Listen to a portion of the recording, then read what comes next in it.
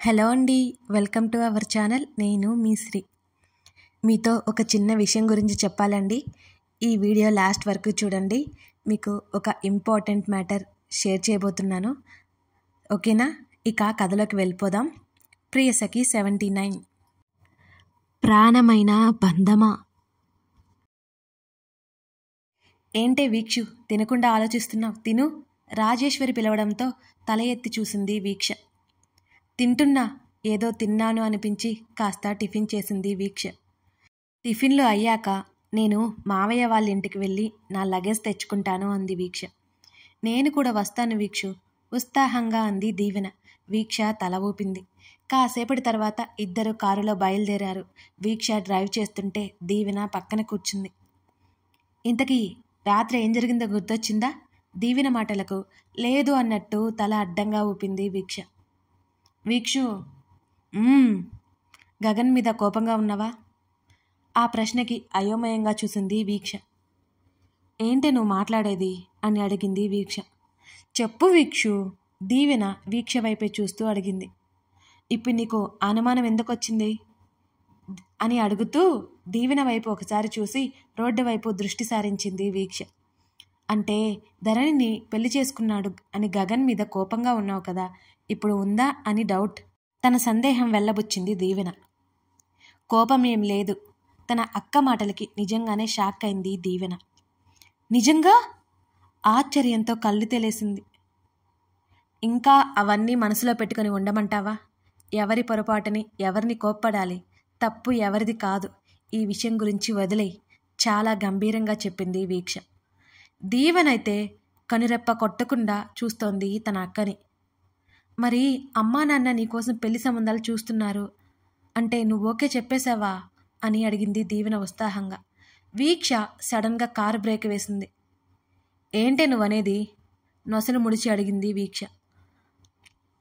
అప్పుడు తను ఏమందో అర్థమై నాలుక కరుచుకొని, అంటే వీక్షు, అది వేరే వాళ్ళని పెళ్లి చేసుకుంటావా అనబోయి అలా అన్నాను తడబాటుగా అంది దీవెన.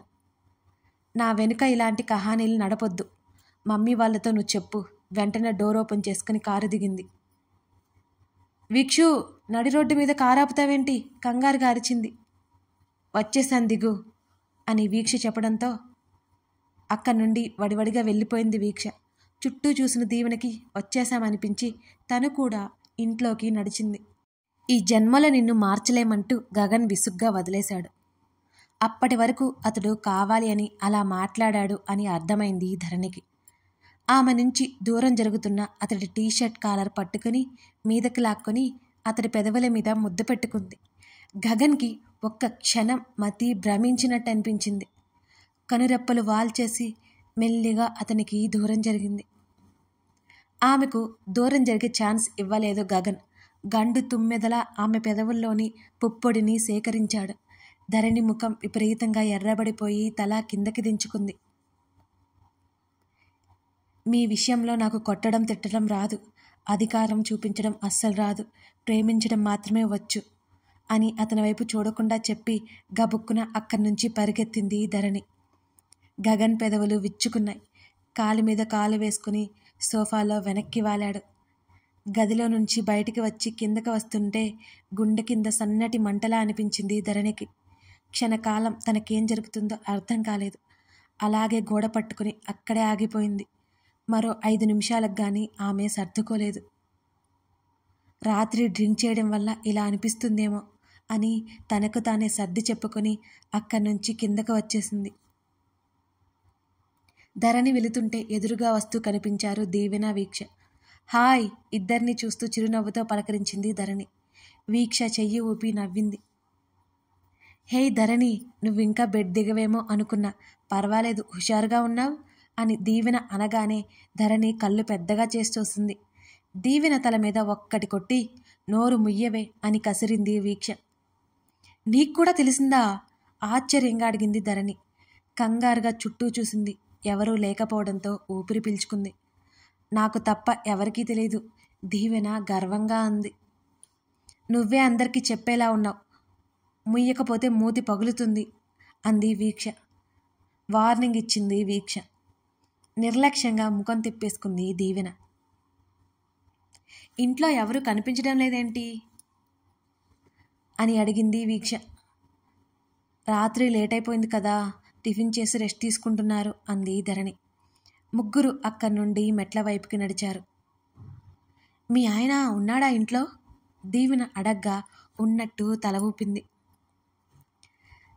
వాళ్ళు వెళ్తుండగానే గగన్ చేతులు మడుచుకుంటూ ఎదురు వస్తూ కనిపించాడు.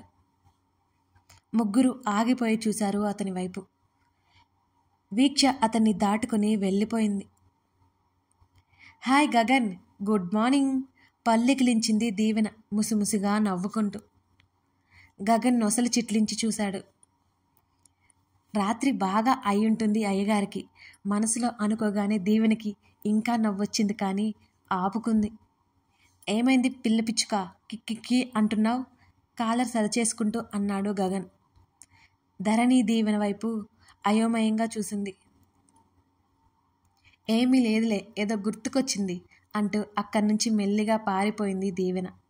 వెంటనే ధరణి వైపు చూస్తూ, నేను మధ్యాహ్నం లంచ్కి రాను, ఈవినింగ్ వస్తాను అన్నాడు గగన్. ఇప్పుడు ఎక్కడికి అని అడగాలని కూడా అడగలేదు ధరణి. చిన్న పని అంటూ వెళ్ళిపోయాడు. ధరణి పెదవి విరిచి వీక్ష గదిలోకి వచ్చింది. వీక్ష బట్టలు సర్దుకుంటూ కనిపించింది. అదేంటి అప్పుడే వెళ్ళిపోతున్నావా అంది ధరణి ఆశ్చర్యంగా. ఇక్కడ ఎంతకాలమని ఉండాలి, వెళ్ళాలి కదా చిన్న నవ్వుతో అంది వీక్ష. అవును, కానీ అంత తొందర ఏముంది, ఉండొచ్చు కదా అని అడిగింది ధరణి. అప్పుడంటే మమ్మీ వాళ్ళు లేరు కాబట్టి ఉన్నాను, ఇంకా ఇక్కడ ఉండి ఏం చేయమంటావు? వీక్ష బ్యాగ్ జిప్ క్లోజ్ చేసింది. దీవెన కిందకి వెళ్ళి ముగ్గురి కోసం కాఫీ పట్టుకొచ్చింది. ముగ్గురు కాఫీలు తాగుతూ కాసేపు మాట్లాడుకున్నారు. దీవెనకి ధరణి గురించి తెలిసి ఆశ్చర్యపోయింది. నువ్వు మాట్లాడేది అంది తడబాటుగా. ధరణి నవ్వింది. అవును, మన మమ్మీకి ఒక అక్క ఉండేది, వాళ్ళ అమ్మాయి ధరణి. డ్యూ టు సమ్ రీజన్స్ ధరణి చిన్నప్పటి నుంచి వేరుగా పెరిగింది, వీక్ష వివరించింది. దీవెన సంతోషం పట్టలేక గబుక్కున హత్తుకుంది ధరణిని. ధరణి, ఐఎమ్ సో హ్యాపీ, నువ్వు నాకు అక్కవి, ఆ ఫీలింగ్ ఎంత బాగుందో తెలుసా మెరిసే కళ్ళతో అంది దీవెన. ధరణి స్వచ్ఛంగా నవ్వింది. దీవెన బోలెడన్ని ప్రశ్నలు సంధించింది. వీక్ష చిరాకుపడి దీవెన నోరు మూయించింది. రాత్రి ఏం జరిగిందో నీకు గుర్తుందా ధరణి? కాసేపటికి వీక్ష అడిగింది. అంటే నీకు కూడా తెలుసా? ధరణి ఆశ్చర్యంగా అంది. హలో ధరణి మేడం, దాంట్లో మా అక్కకు కూడా భాగస్వామి. నోటికి చెయ్యడ్డు పెట్టుకుని చూస్తూ నవ్వుకుంది దీవెన. అబ్బా, అసలేం జరిగింది నాకైతే ఏం గుర్తులేదు, కొన్ని మాత్రమే గుర్తున్నాయి, అవి కూడా స్పష్టత లేదు ధరణి తలగొక్కుంటూ అంది. నాకు తెలిసింది నేను చెప్తా కదా విను. నువ్వు వీక్షు తప్ప తాగి పడిపోతే గగన్ చేతన్ మోసుకొచ్చారు. మీరు వేసిన పిచ్చి వేషాలు భరిస్తూ రాత్రంతా గడిపేశారు. మా వీక్షు ఏమో చేతన్కి చుక్కలు చూపించింది. నువ్వు గగన్కి ఇంకెన్ని చుక్కలు చూపించావో. ఆ విషయం మీ ఆయన సీక్రెట్గా ఉంచాడు. న్యూస్ రీడర్లా టకా చెప్పింది దీవెన. ధరణి వీక్ష వైపు అవునా అన్నట్టు ఆశ్చర్యంగా చూసింది. వీక్ష అవును అన్నట్టు నిలువుగా తల ఊపింది, దిగులుగా ముఖం పెట్టి. ధరణి నువ్వు బాగా గుర్తు చేసుకో ధరణి. డ్రింక్ చేశాక నీకేమనిపించింది? నువ్వు ఎలా ఫీల్ అయ్యావు? అప్పుడు గగన్ ఎలా రియాక్ట్ అయ్యాడు? వీలైనంత ఉత్సాహంతో అడిగింది దీవెన. నీకంత ఆతృత ఏంటే? కసిరింది వీక్ష. అది కాదు, డ్రింక్ చేస్తే ఎలా ఉంటుందో నాకు తెలియదు కదా, అందుకే ఎగ్జైట్మెంట్. నువ్వు ఎలాగో చెప్పవు, ధరణినైనా చెప్తుందేమోనని ఆశపడుతున్నాను అంది దీవెన. ఏమో నాకేం గుర్తులేదు. తనకి కొన్ని సంఘటనలు గుర్తున్నట్టు ధరణి బయటికి చెప్పలేదు. అవునా? దీవెన తెగ నిరుత్సాహపడిపోయింది. అది సరే, గగన్ నిన్నేం అనలేదా అని అడిగింది మళ్ళీ. ఈసారి వీక్ష కూడా ధరణి వైపు ఆసక్తిగా చూసింది. ఎందుకనలేదు, ఒకటే దెబ్బి పొడిచారు. గగన్ అన్న మాటలు చెప్పింది ధరణి అలిగినట్టుగా ముఖం పెట్టుకొని. దీవెన పడి నవ్వింది. వీక్షకు కూడా నవ్వొచ్చినా కష్టంగా నవ్వు దాచుకుంది. మీకు నవ్వులాటగానే ఉంటుంది, ఆయన నన్ను తాగుబోతుని చేసేశారు తెలుసా? ధరణి ముక్కు చీదింది. అయ్యో ధరణి, ఇలాంటి కష్టాలు మనలాంటి అమాయకులకే వస్తాయి, బాధపడకు. దీవెన ఓదార్పు యాత్ర చేసింది. వాళ్ళ మాటల్లో ఎన్ని గంటలు గడిచాయో. ముగ్గురు మాటల్లో మునిగిపోయి ఉండగా ధరణికి సన్నటి మంట అచ్చు అంతకు ముందు వచ్చినట్టే ఆమె గుండె కింద. ఊపిరి భారమైపోయింది. ధరణి పైకి కష్టంగా గాలి పీలుస్తుంటే, ధరణి వాట్ హ్యాపెండ్? వీక్ష కంగారుగా ధరణి భుజం పట్టుకుని ఊపేసింది. వాళ్ళు పిలుస్తుండగానే ధరణి బెడ్ మీద వెనక్కి పడిపోయింది.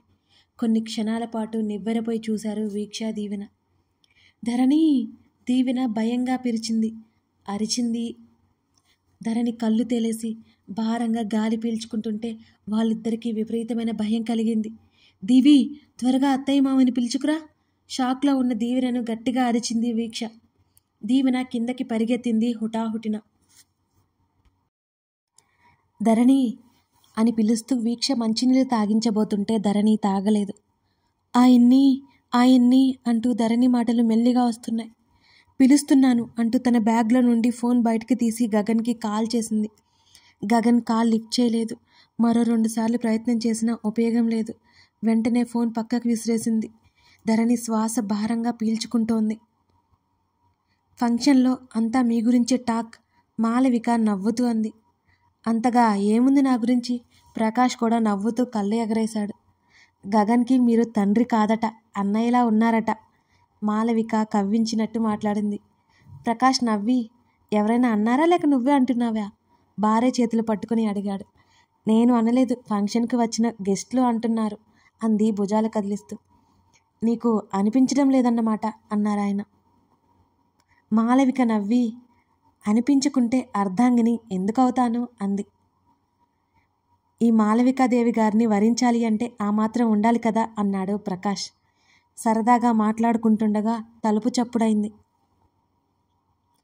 ముఖముఖాలు చూసుకున్నాక తలుపు తెరిచింది మాలవిక. దీవెన గబగబా వచ్చి విషయం చెప్పింది. దీవెన విషయం చెప్పగానే అంబులెన్స్కి కాల్ చేసి పరుగున ధరణి దగ్గరికి వెళ్ళారు ఇద్దరు.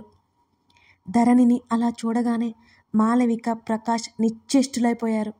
ముందుగా తేరుకున్న ప్రకాష్ గబుక్కున ధరణి దగ్గరికి వెళ్ళి, ధరణి, అమ్మా ధరణి అంటూ మేనకోడలి చెంపలు తట్టాడు. ఊపిరి ఆడట్లేదు మావయ్య. ధరణి ఒక్కొక్క మాట పలుకుతోంది. అంబులెన్స్కి కాల్ చేసాం, వచ్చేస్తూ ఉంటుంది అంటూ ధరణిని కూర్చోబెట్టాడు. ధరణి గొంతు దగ్గర మెల్లిగా రాస్తుంది మాలవిక. వీక్షకి, దీవెనకి కాళ్ళు చేతులు వణికిపోతున్నాయి. అప్పటి వరకు తమతో అంత చక్కగా మాట్లాడిన ధరణికి ఉన్నట్టుండి ఏమైంది? అంబులెన్స్ రావడంతో ప్రకాష్ ధరణిని 2 చేతుల్లో మోసుకుని తీసుకువెళ్ళిపోయాడు. ధరణిని అంబులెన్స్లోకి చేర్చగానే మాలవిక, ప్రకాష్లు ఎక్కేశారు వెంటనే. దివి, నువ్వు అమ్మమ్మ దగ్గరే ఉండు. వీక్ష కూడా స్టార్ట్ చేసుకుని అంబులెన్స్ వెనకే కారులో వెళ్ళింది. అత్తయ్య, ఆయన్ని పిలవండి. ధరణి మాట్లాడుతుండగానే ఆమె కంటి కొనల నుంచి కన్నీళ్లు జారిపోతున్నాయి. అంబులెన్స్తో పాటు వచ్చిన డాక్టర్ ధరణి పల్స్, బీపీ చెక్ చేస్తున్నాడు. ధరణి, ఏం కాదు, భయపడకు, ధైర్యంగా ఉండు, మాలవిక సర్ది చెబుతోంది. నా ప్రాణాలు పోతాయి అత్తయ్య, ఒక్కసారి ఆయన్ని పిలవండి ప్లీజ్ అత్తయ్య అంటూ ధరణి ఒక్కొక్క మాట మెల్లిగా పలుకుతోంది. ధరణిని అలా చూడగానే ఇద్దరి కళ్ళల్లో గబుక్కున నీళ్లు తిరిగాయి. గగన్ వచ్చేస్తున్నాడు, ఏం కాదు, చేతిని పట్టుకుని చెప్పింది మాలవిక పంటి బిగువున దుఃఖం ఆపుకుంటూ. ధరణికి ఆక్సిజన్ మాస్క్ పెట్టేశారు. ఆమె భారంగా ఊపిరి తీసుకుంటోంది. ధరణి కళ్ళు మూసుకుపోతున్నాయి. గగన్ని చూడాలని ఆమె మనసు పరితపిస్తోంది. అయిపోయింది, తను మృత్యుకూరంలోకి జారిపోతున్నట్టు ఫీల్ అయింది. స్వయాన తన చెల్లెలి కూతురు ధరణి. తన చెల్లి ఎలాగో ఈ లోకంలో లేదు, విడిచి వెళ్ళిపోయింది. ధరణి తన చెల్లి రూపంలో ఇంట్లో తిరుగుతుంటే ప్రకాష్ ఆనందానికి అవధులు లేవు. ధరణిని ఇలా చూస్తుంటే ఆయన ప్రాణం విలవిలలాడిపోతోంది. ఏవండి, గగన్కి కాల్ చేశారా? భర్త వైపు చూస్తూ అంది మాలవిక. లిఫ్ట్ చేయట్లేదు, నిర్లిప్తంగా అన్నాడు ప్రకాష్. ఆయన చూపు భారంగా ఊపిరి తీసుకుంటున్న ధరణి మీదనే ఉంది. మరో 10 నిమిషాల్లో ఆ సిటీలో ఉన్న బెస్ట్ హాస్పిటల్ ముందు అంబులెన్స్ ఆగింది. ధరణిని స్ట్రెక్చర్ మీద తీసుకెళ్ళిపోయారు. కారు పార్క్ చేసి వీక్ష కూడా గబాగబా వెనకే పరిగెట్టింది. ధరణిని ఎమర్జెన్సీ వార్డుకి తీసుకువెళ్ళిపోయారు. ప్రకాష్ డాక్టర్తో మాట్లాడుతున్నాడు. మాలవిక చేతిని గట్టిగా పట్టుకుని పక్కన నిలబడి ఉంది వీక్ష.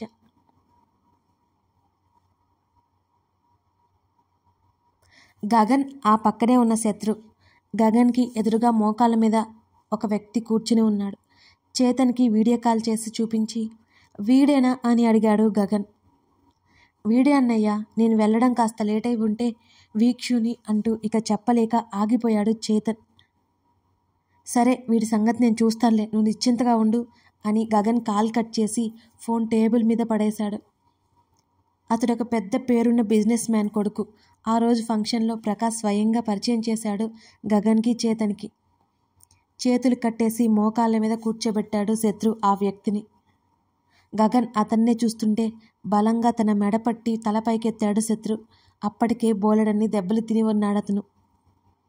అరే బేవర్స్ అనగానే కోపంగా చూశాడతను. అరే కోపమే, రాత్రి నువ్వు చేసిన వెధవ పనికి నిన్ను పార్సిల్ చేసి పసిఫిక్ ఓషన్లో పడేయాలి. కానీ నేను కాస్త మంచివాణ్ణి కాబట్టి ఆ పని చేయడం లేదు. బికాస్ నాకు వైలెన్స్ అంటే అస్సలు నచ్చదు. నీ ఉద్దేశం ఏంటో మర్యాదగా చెప్పు అంటూ గగన్ ఒక కాలు కిందకి వేసి టేబుల్ మీద కూర్చొని అడిగాడు. ఆ అమ్మాయి నచ్చింది అన్నాడు. నచ్చితే బలవంతం చేస్తావా? శత్రుకి సైగ చేయగానే శత్రు అతడి ముఖం మీద కొట్టాడు.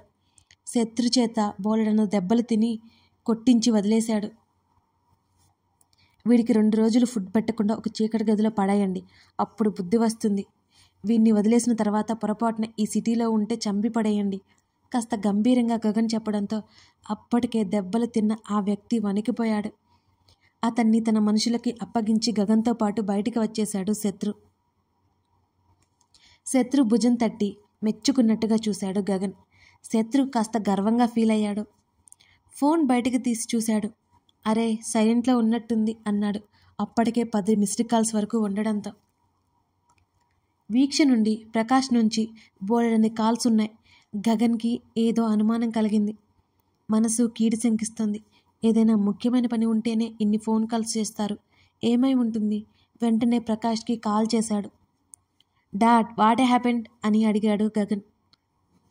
గగన్, త్వరగా సిటీ హాస్పిటల్కి వచ్చేయ్, క్విక్ అన్నాడు ప్రకాష్. డాడ్, గగన్ ఏదో అడగబోతుంటే, ప్లీజ్ కమ్ ఫాస్ట్ గగన్. ఆ మాటకి గగన్ కాల్ కట్ చేసి వెంటనే హాస్పిటల్కి బయలుదేరాడు. అతడు వెళ్తున్నంతసేపు అతడి మెదడు పరిపరి విధాలుగా ఆలోచిస్తూనే ఉంది. హాస్పిటల్కి వెళ్ళారంటే ఎవరికి ఏమై ఉంటుంది? ఒకవేళ గ్రానీకి హెల్త్ డిస్టర్బ్ అయి ఉంటుందా అని ఆలోచించుకుంటున్నాడు. మరో 20 నిమిషాల్లో అక్కడికి చేరుకున్నాడు. గగన్ని చూడాలని కలవరిస్తూ మెల్లిగా స్పృహ తప్పుతున్న ధరణి తన కళ్ళ ముందు మెదులుతుంటే వీక్ష మనసంతా ఎలాగో అయిపోయి కన్నీళ్ళు వచ్చేస్తున్నాయి. మాలవిక, ప్రకాష్లు డాక్టర్ రూమ్లో ఉన్నారు. ధరణి ఉన్న రూమ్ ముందు తల కిందకి వాల్చేసి చేతుల్లో ముఖం దాచుకొని మౌనంగా కూర్చుంది వీక్ష. ప్రకాష్ ఐసీయూ దగ్గరికి రమ్మండంతో అక్కడికి వచ్చిన గగన్కి వీక్షలా కనబడగానే అతనిలో మెల్లిగా ఇన్సెక్యూర్ ఫీలింగ్ కలిగింది. లోపల ఎవరి ఉండి ఉంటారు? ఏమై ఉంటుంది? అతడి అడుగులు నెమ్మదిగా పడుతున్నాయి. అడుగుల శబ్దానికి తల ఎత్తి చూసింది వీక్ష. గగన్ కళ్ళలో కంగారు, అనుమానం, ఇంకేవో తెలియని భావాలు కనబడుతున్నాయి ఆమెకి. కుర్చీల నుంచి లేచి నిలబడింది వీక్ష. ఎవరున్నారు లోపల? ఏమైంది అని అడిగాడు గగన్. అతడి గొంతు గంభీరతని సంతరించుకుంది. వేగంగా గగన్ దగ్గరికి వచ్చింది వీక్ష. ఏం మనిషి నువ్వు? ఎన్నిసార్లు కాల్ చేయాలి నీకు? ఒకసారి మాట్లాడితే నీ సొమ్మేం పోతుంది అంటూ ఎర్రబడిన కళ్ళతో ఆవేశంగా అరిచింది. అతని బ్రుకుటి ముడిపడింది. అతడి గుండె వేగం పెరిగింది. ఎందుకో అతడికే తెలియలేదు. ఏమైంది? వీక్ష ముఖంలోకి సూటిగా చూస్తూ అడిగాడు. ధరణి ఉంది లోపల, వణికే గొంతుతో చెప్పింది వీక్ష. ధరణి పేరు వినిపించి వీక్ష కళ్ళలో నుంచి కారిపోతున్న నీళ్లు చూసి అతడి గుండె ఒక్క క్షణం ఆగి కొట్టుకుంది. ధరణి లీలగా గమనిస్తే అతడి స్వరంలో వణుకు తెలుస్తోంది వీక్షకి. అవును, ఏమైందో తెలియదు. ఆమె చెప్తుండగానే మాలవిక, ప్రకాష్ డాక్టర్తో పాటు అక్కడికి వచ్చారు.